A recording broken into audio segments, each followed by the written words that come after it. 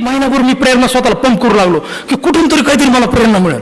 मग त्या पुस्तकात मी वाचायचो, तुमच्याकडे ध्येय पाहिजे, आयुष्यात सगळा अंधार, तुमच्या चिकाटी पाहिजे. आता चिकाटी म्हणजे नेमकं काय?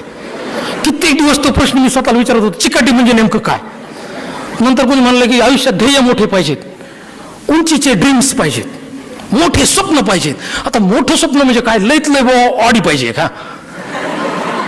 आता ह्याच्या पलीकडे काय बघा? लईतलं एक मोठा बंगला. हा बरं, लईतलं काय अजून काय मोठं स्वप्न असू शकतं? तर त्यावेळेस एक सॅमसंगचा मोबाईल आला नवीन, तो एक मोबाईल असावा. आणि ते स्वप्नात मी रात्र घातलं, स्वतःला इमॅजिन करायचं मी आडीतून उतरलोय.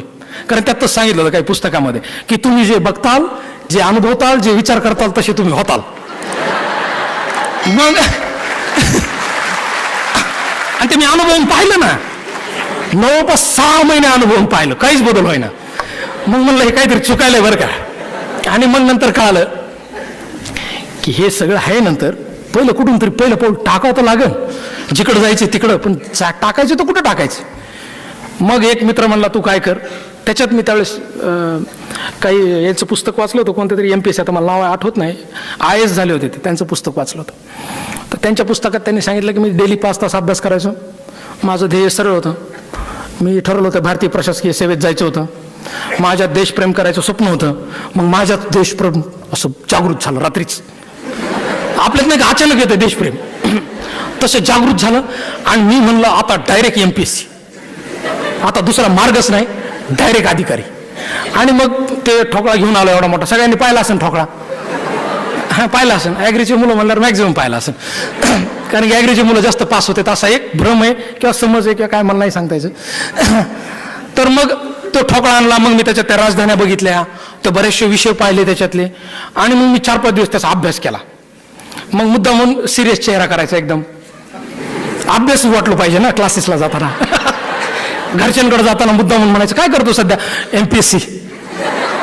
आता मला अजून प्रश्न, म्हणजे मी त्यावेळेस म्हणायचं पण मला कधीच प्रश्न पडला नाही, म्हणजे पडला बऱ्याचदा, मला विनोद वाटायचा. तर MPSC करतो म्हणजे काय करतो? MPSCचा अर्थ काय? Maharashtra public service commission. हे काय करतो तू? कमीत कमी मी स्पर्धा परीक्षेची तयारी करतो म्हणलं तरी ठीक आहे. पहिल्यांदा तो माणूस कधीच होणार नाही. एखादा माणूस असला तुम्हाला म्हणला मी MPSC करतो, तो जर म्हणला ना मी MPSC करतो, समजायचे कधीच पास होत नाही. कारण त्याला अर्थच कळाला नाही MPSCचा.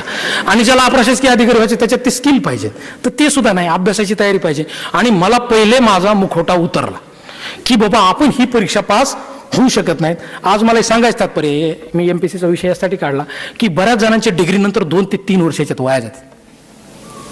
काही कारण नसताना आई वडिलांना फसवण्यासाठी ते 2-3 वर्ष पुण्यात येऊन बसतात आणि तिथं 5-50 उद्योजक तयार केलेत. मग ते उद्योजक कोण आहेत? मेसचे डब्यावाले कोट्यधीश झाले ह्या पोरांच्या भरोशावर. आणि तिथं रूमवाल्यांनी नाही का, ते स्वतः एका रूम मध्ये राहिले तर 2 रूम किरायाने द्यायला लागले.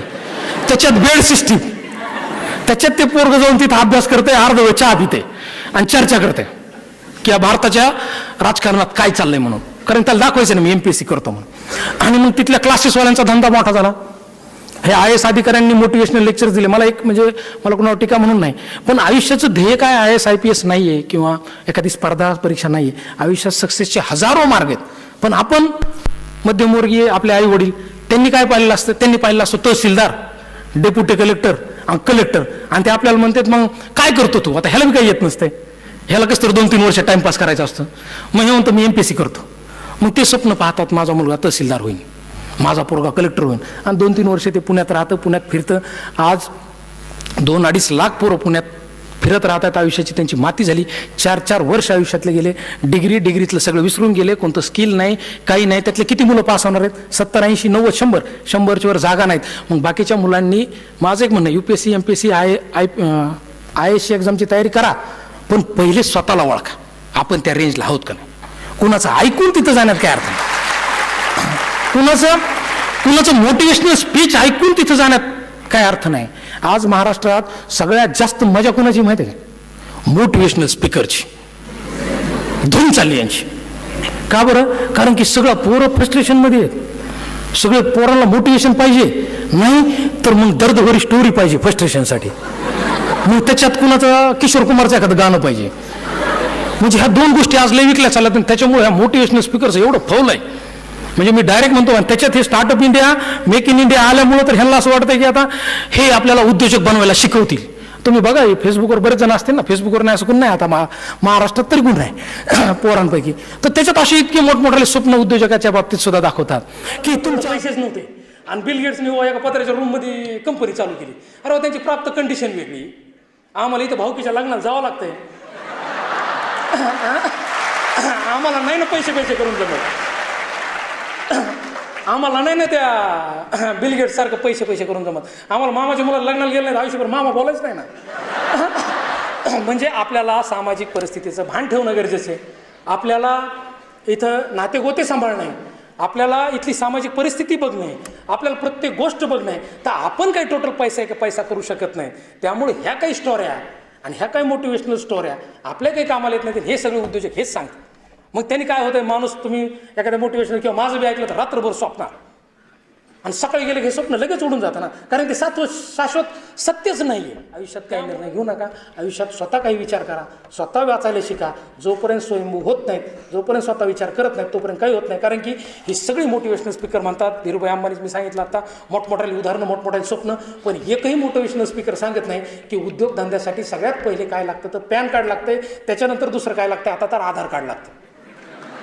सांगितले कुणी सांगतच नाही, कुणी हे सांगतच नाही. किंवा बँकिंग चांगली असते, बँकिंगमध्ये करंट अकाउंट असते, CC अकाउंट असते, कॅश क्रेडिट अकाउंट असते. कोणतीही बँक तुम्हाला कर्ज देत नाही जोपर्यंत तुमची 3 वर्षाची इन्कम टॅक्स रिटर्न्स फाईल नसेल. तर तुमच्याकडे पहिले वॅट लागायचं, आता GST लागतो. माझ्याकडे काही दिवसापूर्वी एक मुलगा आला, म्हणला सर माझ्यात इतकी लाईफ चेंजिंग आयडिया आहे, सगळं बदलून टाकेन म्हणलं आयुष्य लोकांचं, आणि मला ते स्टार्टअप चालू करायचं. म्हणलं तुझ्याकडे पॅन कार्ड आहे का? म्हणलं सर ते नाही माझ्याकडे, पण मी ते काढून घेईन. म्हणजे उद्योग तुला करायचा आहे, जर तुझ्याकडे पॅन कार्ड नाही, तुझ्याकडे आधार कार्ड नाही, मग नुसतं स्वप्न, ध्येय, जिद्दन, प्लॅन असून काय उपयोग आहे? तर आयुष्यात काही जर व्हायचं असेल, आयुष्यात काही जर उद्योग करायचा असेल, तर पहिले फॅक्ट्सवर विचार करणं लय गरजेचं आहे. मोठमोठे स्वप्न घेऊन काही कुणाचं भलं झालेलं नाही. आणि मग मला कुणीही त्या पुस्तकामध्ये एकही मला पान असं दिसलं नाही की ज्यात मला कुणी सांगितलं की करंट अकाउंट काढावं लागते, जर उद्योग करायचा तर पहिले करंट अकाउंट काढावं लागतं, सेव्हिंग अकाउंट नसतं. मला त्यावेळेस फरक कळाला होता, डिग्री होऊन 2 वर्ष झाले होते. आणि मग चांगली तर नोकरी मिळाला, मग मित्रांचे सल्ले ऐकण्याची आपल्याला लय सवय असते. तसं मला एक मित्र म्हणला, शरद तू काय कर म्हणला, हे तुला 3-4 हजारात जॉब काय परवडणार नाही ना, तू सॅप कर म्हणला. सॅप सिस्टम ॲप्लिकेशन प्रोडक्ट नावाचं एक सॉफ्टवेअर आहे. मला मग तो सॅप कर म्हणला. तुम्ही म्हणलं आपलं तर काही कम्प्युटरचा कधी संबंध आला नाही बाबा. तर म्हणलं ते काही लय मोठं कम्प्युटरचं काम नसते म्हणला, साधी ERP असते. आणि मग नॉर्मली आपला गुगल नावाचा एक मित्र आहे सगळ्यांचाच, की काही हुशारी दाखवायची असली गुगलवर जायचं, 2 मिनिटात बघायचं, दुसऱ्याला सांगायचं, असं असते. अशी एक जमात तयार झाली आता देशात. तर त्याच पद्धतीने मी त्या गुगलवर गेलो आणि जॉब्स इन सॅप सर्च केलं. मला त्यात कळालं की ह्याच्यात लई पगाराच्या नोकऱ्या, 10 लाख, 5 लाख, 15 लाख. मग मी आईला फोन केला. आपली सगळ्यात जवळची कोण असते व्यक्ती आपल्या आयुष्यात, तर ते 2 लोक लई महत्त्वाचे असते. आणि कायम आपण त्यांना वेळ समजत आलो, की म्हणजे एक असते आई आणि आपली असते गोडी. आता आपण बाहेर आलो गावापासून, तर आपल्याला वाटतं त्यांना काय कळतं, मी नवीन दमाचा, नवीन पिढीचा आहे, असा आपला ते भ्रम असतो आपल्या डोक्यात. तसं मी आईला फोन केला. म्हणलं आई माझं काही ह्या पगारात होत नाही आणि मला उच्च शिक्षण घ्यायचे. मग म्हणजे काय उच्च शिक्षण घ्यायचं? म्हणलं सॅप करायचे. मला सॅप काय असतं तिला काही कळालं नाही. पण तिने काय केलं, बिचारीने पैसे 50-60 हजार रुपये काढून मला दिले. ती आईची माया असते. मी ते पैसे घेतले आणि मी हैदराबादला गेलो. हैदराबादला तो कोर्स केला. पहिल्यांदा कोर्स चांगला केला, पाठच केले त्यातले प्रोग्राम्स, कारण मला त्यातून पगार दिसला होता. आपली मेंटॅलिटी इतकी खराब आहे की एज्युकेशनमधून जोपर्यंत आपल्याला पगार दिसत नाही तोपर्यंत एज्युकेशन आपण चांगलं घेत नाही. हे आपलं दुर्दैव. तुम्ही बघा ना, एका ठिकाणी एखाद्या ब्रँचला ॲडमिशन घ्यायचं तर त्याला जॉब्स आहेत का, त्याला फ्युचर आहे का, म्हणजे आपण ते फ्युचर आहे का म्हणून ते घेतो. आपण कधी साहित्याला ॲडमिशन घेऊ शकतो का? मी आयुष्यभर मी लिखाण करणार नाही. आपण चित्रकला करणार मी आयुष्य नाही करणार. आपले पालकच परमिशन देणार नाही. ते तर म्हणते एक ते 60 झालं नाही, त्याला डाग देऊन आणावं लागेल. की जर तुमच्या वडिलांना तुम्ही म्हणून बघा मी छान कविता करतो, ते म्हणते पागल झाला असतो. किंवा मी छान गातो, त्यांना बिलकुल आवडणार नाही. कारण की आपल्या वडिलांनी, म्हणजे इथं कोणी पालक असतील तर मिनिमम मुलांवरती बंधन नाही घातले पाहिजे की तू नोकरी कर. कारण की हा जॉब चांगला मिळायचा जो व्हायरस आहे तो आपल्याकडं इयत्ता 4थी-5वीलाच डोक्यात टाकून ठेवलं, ते काय बाहेर निघत नाही. मग तो जॉब कोणता, मग चांगली एज्युकेशनची चांगली स्ट्रीम बघा, चांगलं कॉलेज बघा. कॉलेज बी सांगतात 100% प्लेसमेंट, मग दनादन ॲडमिशन होते. का? कारण की त्यांनी ॲडमिशनच घेतलेलं आहे जॉबसाठी. मग तो उद्योग काय करणार भविष्यात, किंवा तो दुसरं क्षेत्र किंवा त्याच्या कलागुणांना काय विकसित करणार. आणि मग मी सॅप करायला गेलो हैदराबादला. सॅप करून वापस आलो आलो वापस तर मला वाटलं आता डिग्री संपली, त्याचे मार्क म्हणूनचा गठ्ठा गेला, आता सॅपमुळे तरी चांगला जॉब मिळेल. पण इंटरव्ह्यूला गेल्यावर तिथे बी तेच म्हणायचे, सर तुमच्या डिग्रीत मार्क फारच खराब आहेत. मग मला त्या काही सॅपमध्ये बी जॉब मिळाला नाही. मला असं डिप्रेशन आलं की यार परत 7-8 महिने वाया गेले. मग काही मित्र म्हणले तू गावाकडे जा, आता परत एकदा राजकारणाचं बघ, ज्याला काही येत नाही त्याने पॉलिटिक्स करावं म्हणले, सरळ सरळ गणित, तुझ्याकडे काही स्किल नाही म्हणले. आणि गावाच्या राजकारणात काय असते म्हणले, ग्रामपंचायत सदस्याला उभं राहिलं की विषय संपला. वडिलाला फोन केला तर वडिलांनी इतक्या घाण शिवाय दिले की माझं परत ते डोक्यातच आलं नाही गावाकडे जायचं. वडील म्हणले एक तर मी गावातून बाहेर आलो पहिल्या पिढीत, दुसऱ्या पिढीत तू पुढं जायचं, तू तुझा म्हणले परत वापस. मग त्या कंडिशनमध्ये काय गावाकडे जाणं झालं नाही. मग तणावात गेला, त्या सॅपमध्ये जॉब मिळाना, डिग्रीत जॉब करू वाटाना, चांगला पगार दिसल्यावर खाली उभा राहता येणार, खाली उभा राहा वाटाना, कबीर पगारावर जॉब करा वाटाना. मग काय झालं की मी आईसमोर रडताना, माणूस एकदा डिप्रेस झाल्यावर वडिलांना लई शिवाय दिल्यावर की माणूस आईसमोर रडतंय. तसं मी आईला म्हणलं आई माझ्या दुःखचले. मग आई काय म्हणली, माझ्या बाबाला लईच त्रास आहे गड्या. मग म्हणली आपण एका ब्राह्मणाकडे जाऊ म्हणलं, पत्रिका घेऊन गेलो. मग मी बीडला, त्या ब्राह्मणांनी पत्रिका सगळी अशी पाहिली, लईच त्रास आहे म्हणला पत्रिकेत.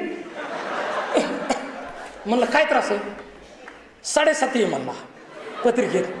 मग मी लगेच हिशोब करायला सुरू केला, डिग्रीचे 5, 6, 7 हे 5-6 महिन्यात आता 7.5 संपणार.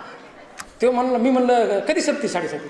ते म्हणलं मागच्या महिन्यात चालू झाली म्हणलं मागच्या महिन्यात. मग मला आतापर्यंत काय होतं. म्हणजे सांगायचं तात्पर्य एक आहे की लय डिप्रेशन आलं आणि लय तणाव आला तर काय पत्रिकेवर विश्वास ठेवू नका. कारण की जेव्हा तो म्हणला तुमच्या 7.5 आहे तेव्हापासून माझे चांगले दिवस सुरू झाले. सांगायचं तात्पर्य एक आहे की जर आपलं आयुष्य किंवा आपला मनस्ताप कोण बदलू शकत असेल तर आपलं मनगड बदलू शकतो. आपली इच्छाशक्ती आपल्याला जगायची ती बदलू शकते. कोणती पत्रिका काही बदलू शकत नाही. तर त्याच्या काही लय आहारी जाऊन आयुष्यात काही निर्णय न घेतलेलंच कधी पण चांगलं राहील. मग त्या डिप्रेशनमध्ये पुण्यात आलो आणि वडिलांनी भयंकर शिवाय दिल्या. वडील शिवाय देतात, 2दा-3दा डिप्रेशन आलं का वडील बिलकुल ऐकत नाहीत आपलं. आणि का ऐकत नाहीत, कारण की सगळ्यात जास्त जीव त्यांचा आपल्यात असतो आणि त्यांना लोक लई छळते. कोण छळते, आपले भाऊकीतले, आपले नातेवाईक. आणि ती इतकं छळतात त्यांना, त्याच्यामुळे ते आपल्याला प्रेशराईज करत असतात. ते काय वाईट नसते. म्हणजे आपल्या बऱ्याच जणांना वाटतं की माझे वडील लईच बोलते, माझी आई लईच बोलते, काय होतं एवढंसं केलं म्हणून, काय होतं इकडे फिरायला गेलं म्हणून. तर त्यांना काळजी असते. आणि त्यावेळेस आपण काय करतो, आपण त्यावेळेस त्यांना लई त्रास देतो. त्यांना आपण विरुद्ध उत्तरं देतो, उलटे उत्तर देतो, कारण की आपण भयंकर बुद्धिमान झालेला असतो. मग त्या उत्तरात काय होतं, म्हणजे मला हे सांगायचं, म्हणजे आवर्जून मी सांगायचं कारण काय की ज्यावेळेस तुम्हाला आयुष्यात पैसे मिळतील, सक्सेस मिळेल, खूप काही आयुष्यात मिळेल, पण एकदा ती माणसं गेले का ते परत येत. माझे वडील हे माझं सक्सेस बघायला नव्हते, याच्या एवढं दुर्दैव आहे का काय. आणि ते येईपर्यंत ते मला सारखे शिवाय द्यायचे, तू हे कर, तू नीट राहा, तू असं कर, तू समाजात बघ, आपली इज्जत घालू नको, तू काय विचार करतो, आपण कुठं उद्योजक होत असतो का, उद्योग हा मारवाड्यांच्या लोकांनी करायचा असतो, आपल्या लोकांचं ते काम आहे का, आपण मध्यमवर्गीय आपण कसं तरी जगायचं असतं. ह्या सगळ्या विषयाला आपल्याला कोण भाग भांडवल देईल, कारण की त्यांच्या डोक्यात एक लहानपणापासून ट्रंक बसलेली असते की उद्योग हा आपल्यासाठी नाहीच. आणि त्याच्यात ते भांडायचे. आणि मी त्याच्यात कसं तरी मी ठरवलं की यांना सांगायचंच नाही, यांना मनस्तापच द्यायचा नाही. आणि मग पुण्यात नॉर्मली मॅक्झिमम आपण मित्रांचं ऐकतो, तसं माझा एक चांगला मित्र मला भेटला आणि म्हणलं मी काय करू, माझ्याकडे काहीच मार्ग नाही. मी तुम्हाला सांगतो मित्रांनो की जोपर्यंत जगण्याचा प्रश्न निर्माण होत नाही ना तोपर्यंत सक्सेसचा मार्ग दिसत नाही.